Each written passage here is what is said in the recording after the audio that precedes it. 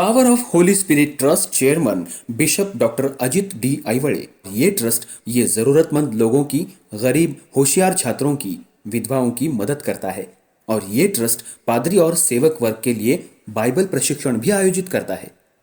चिपरी और जयसिंहपुर, जिला कोल्हापुर, राज्य महाराष्ट्र, भारत। ज़रूरतमंदों की मदद के लिए इस प्रशिक्षण केंद्र के अन्य स्थानों पर प्रारीक्षण कक्षाएं शुरू की जानी हैं। इस तरह से समाज के लिए उपयोगी कार्य किए जाते हैं। लेकिन यदि कोई इस कार्य में मदद करना चाहता है तो कृपया 9890979191 और 9763333700 इन नंबरों पर संपर्क या व्हाट्सएप करें। धन्यवाद।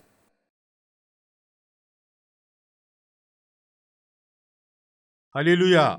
सॅमरिटन मिनिस्ट्रीज शिरसगाव येथे नाताळ सणानिमित्त भरविलेल्या उपासनेमध्ये हजर असलेल्या सर्व भक्तगणांचे सहर्ष स्वागत मी बिशप डॉक्टर अजित आइवळे करत आहे। ख्रिसमस एक परंपरा जी बाकीच्या परंपरांच्या वरती आहे, परंतु कोणतीही स्थानिक परंपरा प्रत्यक्षात ख्रिसमसच्या सर्वोत्तम भागापर्यंत पोहोचत नाही, कारण ख्रिसमस ही एक मानवनिर्मित परंपरा आहे। हा एक दिवस आहे जो ख्रिस्ताच्या जन्माची आठवण करतो, ज्या दिवशी देव माणूस झाला व आपल्यामध्ये त्याने वस्ती केली। अशा प्रकारे ही एक परंपरा जी इतर सर्वांपेक्षा वर आहे, कारण ती एका राष्ट्रासाठी किंवा संस्कृतीसाठी राखीव नाही, तर सर्व लोकांसाठी येशू ख्रिस्ताचा जन्म हा आहे, सर्व ठिकाणी सर्व वेळी आहे। आणि ही परंपरा जगाला देवाचे प्रेम सांगण्यासाठी दिली जाते। नाताळ म्हणजे योहान कृत शुभवर्तमान अध्याय 3 वचन 16। देवाने जगावर एवढी प्रीती केली की त्याने आपला एकुलता एक पुत्र दिला, यासाठी की जो कोणी त्याच्यावर विश्वास ठेवेल त्याचा नाश होऊ नये, तर त्याला सार्वकालिक जीवन प्राप्त व्हावे। ख्रिसमस हाच आहे आणि हीच परंपरा आहे जी सुरू झाली, सर्वांना गोड करते आणि सर्वांना पवित्र करते। ही एक परंपरा आहे जी आपल्याला सांगते की प्रेम ही मानवी भावना, भेटवस्तू आणि खेळांनी तयार केलेली नाही। ख्रिसमस ख्रिस्ताचा जन्म उत्सव म्हणून एक परंपरा आहे जी चांगली बातमी देते की देवाचे प्रेम मानवावर आहे।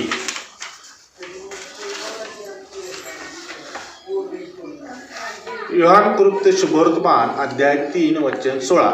या वचनाद्वारे येशू ख्रिस्ताच्या जन्माविषयी 3 प्रमुख गोष्टी प्रकट होतात।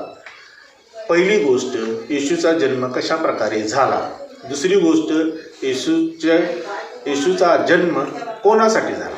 आणि तिसरी गोष्ट, येशूचा जन्म का झाला। या प्रश्नाचे उत्तर या वचनामधील पहिलाच शब्द देवाने याद्वारे सूचित होते। येशूच्या जन्मामागे देवाचा हात, देवाची इच्छा व देवाचा पुढाकार असल्याचे प्रकट होते।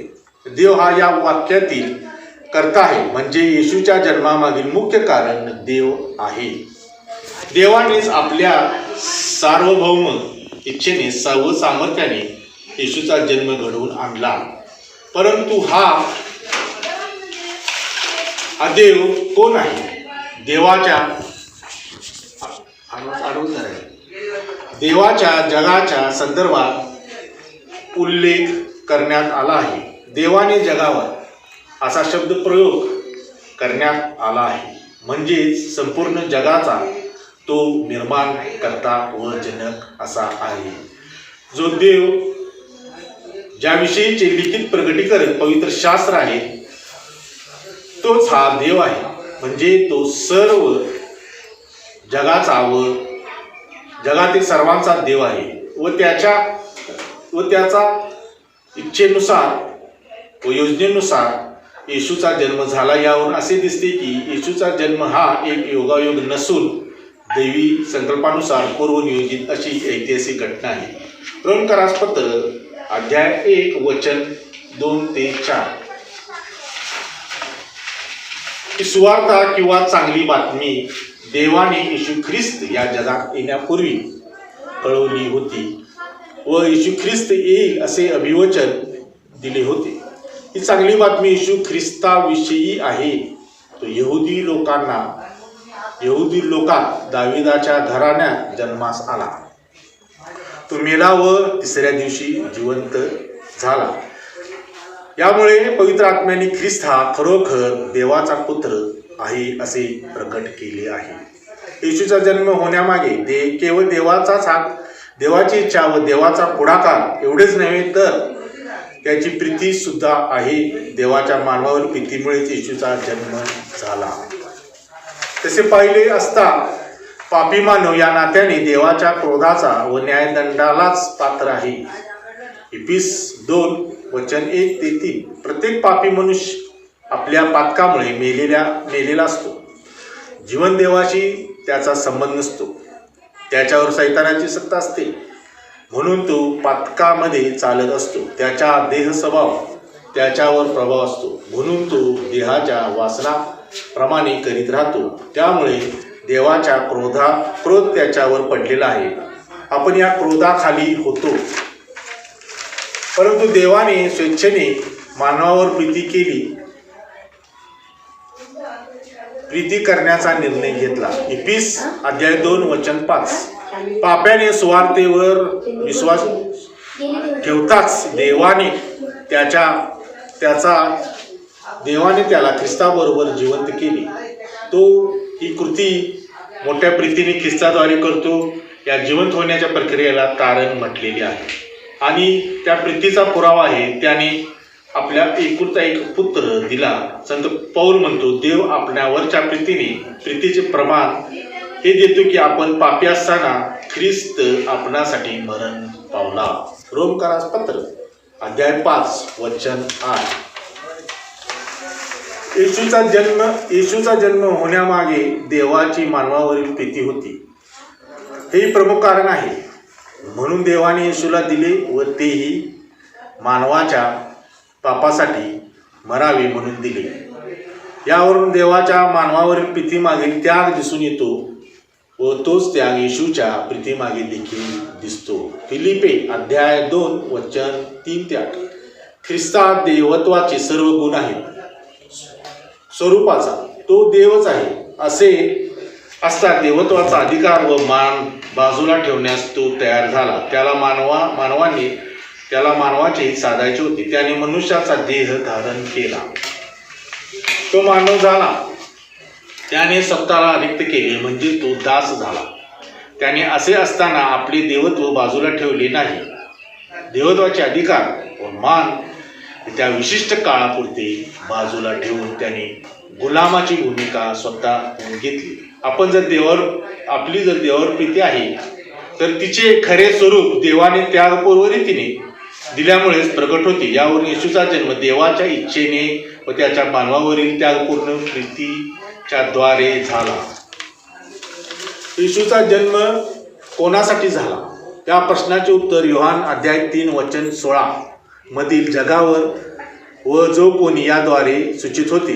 जग व जगातील सर्व काही येशूचा जन्म झाला तो केवळ यहुदी व ख्रिस्ती लोकांसाठी झाला नव्हे तर जगातील सर्व लोकांसाठी झाला. कारण देव एकच आहे व तो सर्वांचाच देव आहे व त्याने स्वेच्छेने आपल्या एकुलता एक पुत्र मानवावरील आपल्या प्रीतीखातर सर्वांसाठी दिला. जगातील कोणतीही व्यक्ती येशूच्या उद्धार कार्याचा लाभ होऊ शकते हे सत्य जो कोणी या शब्दप्रयोगाद्वारे प्रगट होते. म्हणून येशू हा सर्वांचाच आहे. म्हणून नाताळ ही सर्वांचाच आहे. येशूच्या जन्माद्वारे प्रगट झालेल्या प्रीतीपासून देवाने कोणालाही अलिप्त ठेवले नाही तर आपल्या प्रीतीमध्ये सर्वांना समाविष्ट करून घेतले आहे. आपण कोणी असा, कोणत्याही धर्माचे असा, कोणत्याही जातीचे असा, समाजामध्ये आपण वंचित नाही. कारण देव एकच आहे व तो आपला निर्माण करता आहे. आपण त्याची निर्मिती लेकरे आहोत. म्हणून आपल्यापैकी कोणी त्याच्या प्रीतीच्या वर्तुळाबाहेर नाही. कारण त्याने संपूर्ण जगावर सर्वांवर प्रीती केली व आपल्या उद्धारासाठी येशूला या जगामध्ये पाठविले.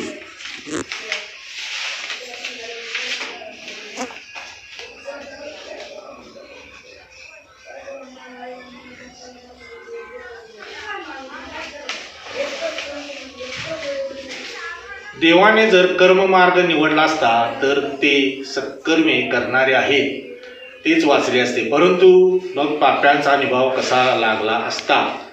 येशू तर ते पापी आहेत, त्यांना ताराव्यास या जगात आला, त्यांचा नाश किंवा उद्ध्वंस करण्यासाठी नव्हे. योहान कृष्णवर्तमान अध्याय 3 वचन 17. येशू ख्रिस्ताद्वारे जगाचे तारण व्हावे यासाठी तो जगात आला. लूक कृष्णवर्तमान अध्याय 19 वचन 10. मनुष्याचा पुत्र हरवलेले शोधण्यास व तारण्यास आला आहे. जे सत्कर्मे करणारे नाहीत तर दुष्कर्मे करणारे आहेत, म्हणजेच पापी आहेत, त्यांच्यासाठी जीवन मिळावे म्हणून देवाने विश्वासाचा मार्ग निवडला, कारण पाप्यांनाही विश्वास ठेवणे शक्य आहे. देवाने जर भक्तिमार्ग निवडला असता तर जे भक्तगण आहेत, ज्यांचे मन देवाशी जडलेले आहे, ते धार्मिक प्रवृत्तीचे आहेत, धर्मकृती करणारे आहेत, जे भजन चिंतन करणारे आहेत, त्यांना जीवन मिळाले असते. परंतु जे देवधर्मापासून दूर आहेत, ज्यामध्ये त्यांना काही स्वारस्य नाही, जे काही मंदिरात जात नाहीत, पूजार्चा करत नाहीत, अशांना जीवन कसे मिळाले असते. त्यांनाही सार्वकालिक जीवन प्राप्त करून घेता यावे म्हणून देवाने जर ज्ञानमार्ग निवडला असता तर केवळ जे धर्मपंडित आहेत त्यांना जीवन मिळाले असते. जे साधे भोळे अडाणी अशिक्षित, त्यांना शास्त्राचे ज्ञान नाही, अशा लोकांचे काय झाले असते.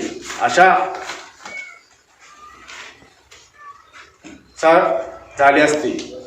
अशांनाही सार्वकालिक जीवन मिळावे व त्यांचा नाश होऊ नये अशीच देवाची इच्छा आहे. म्हणूनच त्यांनी विश्वासाचा मार्ग अवलंबिला व सार्वकालिक जीवनाचा मार्ग सर्वांसाठी मोकळा केला.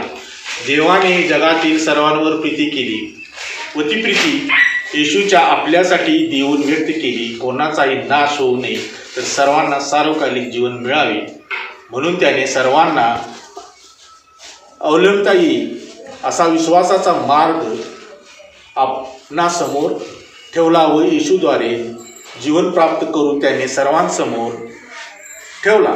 कारण त्याची मनोमन इच्छा आहे की कोणाचाही नाश होऊ नये तर सर्वांनाच सर्वदा सर्व काळासाठी जसा तो जिवंत आहे तसे जिवंत राहावे. योहान अध्याय 3 वचन 16.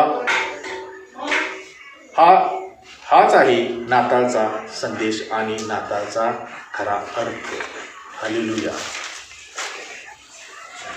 बंद कर.